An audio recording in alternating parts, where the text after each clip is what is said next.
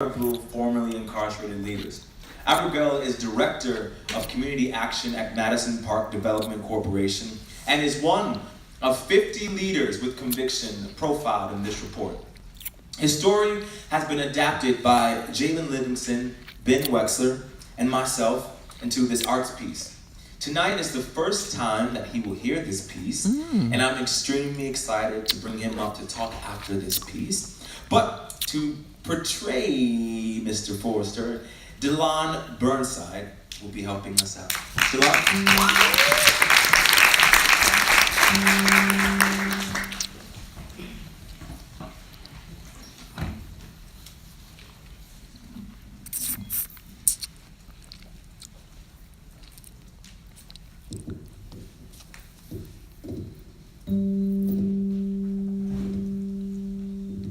I'm gonna get back time. I'm gonna get back time.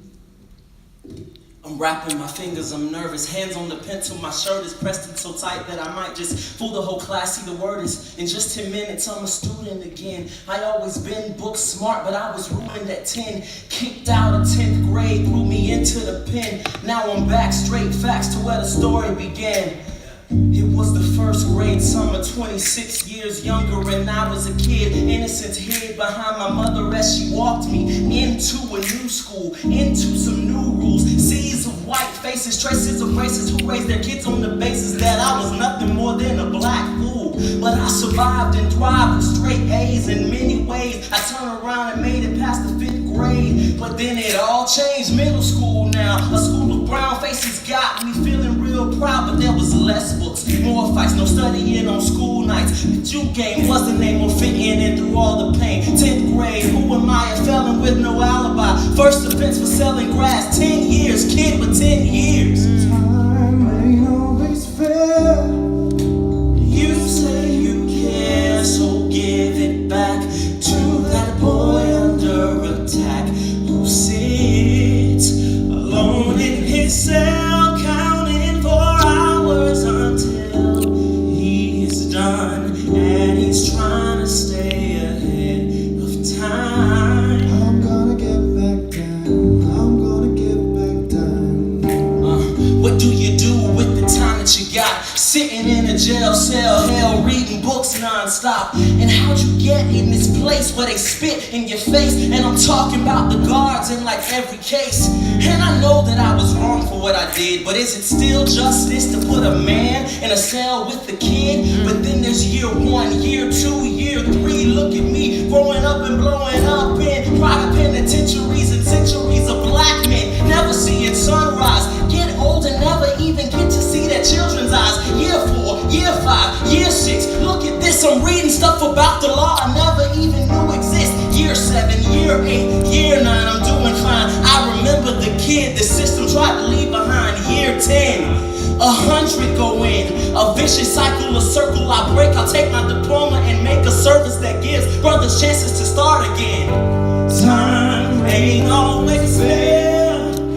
You say you care, so give it back to that boy under attack who sits alone in his cell, counting for hours until he's done, and he's trying to stay ahead of time. I'm gonna get back time. I'm gonna get Trying to stay ahead of time. I'm gonna give back time. I'm gonna give back time.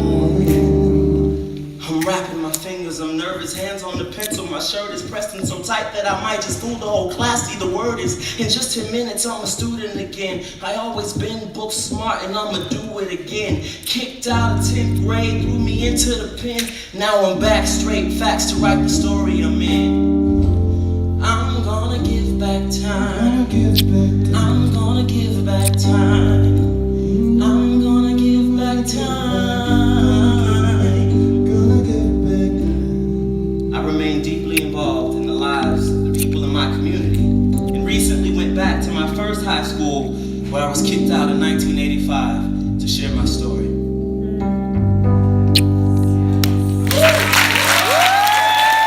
Ladies and gentlemen, it is my distinct pleasure honor to introduce to you tonight Mr. Abigail Forrester.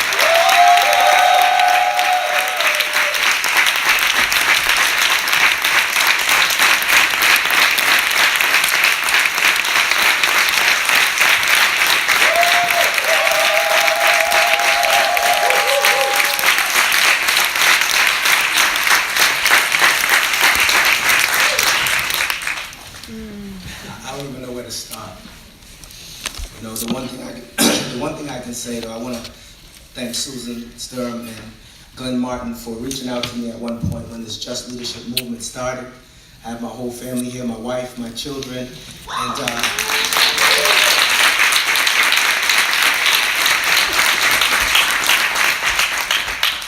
what I will say is that their presence is the whole ideal of what you just heard, which is I'm going to give back time.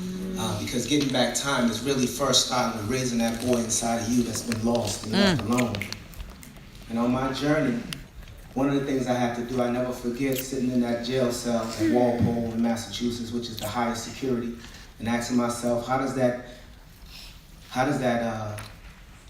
talented A-student young man get to this point where he's facing and sitting in a space where there's mice running around and roaches crawling up to his head. And I sat up on the end of that bench, and I must say all praises is due to God, because in that moment, you know, I stayed with that thought in my heart and my spirit until God would answer me.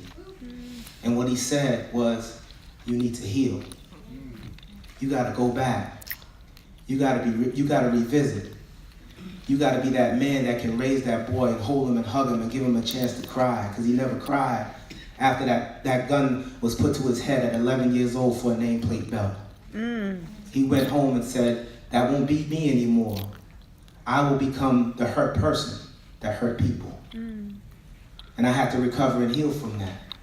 And so I want to say that this evening is a magnificent evening. I want to thank Columbia University. I want to thank the Broadway Advocacy Coalition and everyone in this room.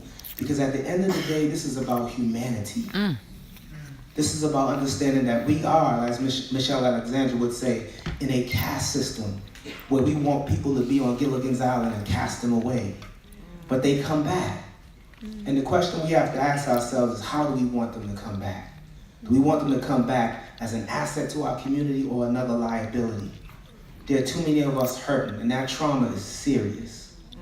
As I sit here, I'm telling you, it's so overly emotional. I'm a very emotional person. And I'm trying not to shed those tears, because I'm saying everything that I heard here, I'm so honored to be in this space. Because, you know, they say out of darkness will come light. And this whole evening for me is a mercy and a blessing to be able to stand before you, being in darkness and not knowing if my life was going to be over again. Because there are many young people out there, as I was at the age of 16 and 17, where I was told that my life would be over. I would not see 21. And then when I got a mandatory sentence, I thought it was beam me up Scotty. I said, the world's not even going to be here in 2001. I said, y'all are playing games. I might as well give up this now, 2001. How do you even abbreviate 2001? You know, I know I was like 1998, 98, you know, so like, how do you abbreviate 2001? What's that? So, you know, again, you know, I am so honored, and you know, I look at my children and say I'm working very hard, you know, to make the sacrifices, not only for them. I have a gentleman, I say, if there's an opportunity for us to give back time to young men and women who are struggling, do so. I have a young man that I finally got to a place where I own a home, and I moved him in with me.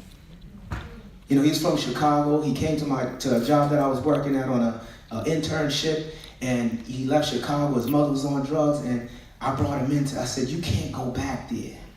You know, and somebody said up here that this is not about talking, it's about action. And my action was that, come home with me.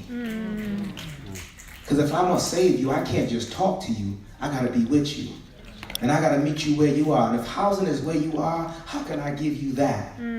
And so that's the work I think we all have to put in. And this Just Leadership movement to have half by 2030, it's a movement that we gotta spread amongst everybody that we know.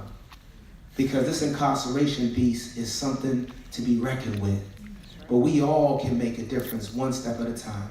So thank you so much for hearing from me. I want to thank again, Susan, I love you to death. You know, Glenn, I want to thank you. I know you're not here. And brother that portrayed me, thank you so much. I am so humbled and honored because, again, I'd say this. In the midst of the darkness, you don't know where the light is going to come from. But let's not give up on anyone and love each other as much as we can to create a brighter future for those who need us. Thank you.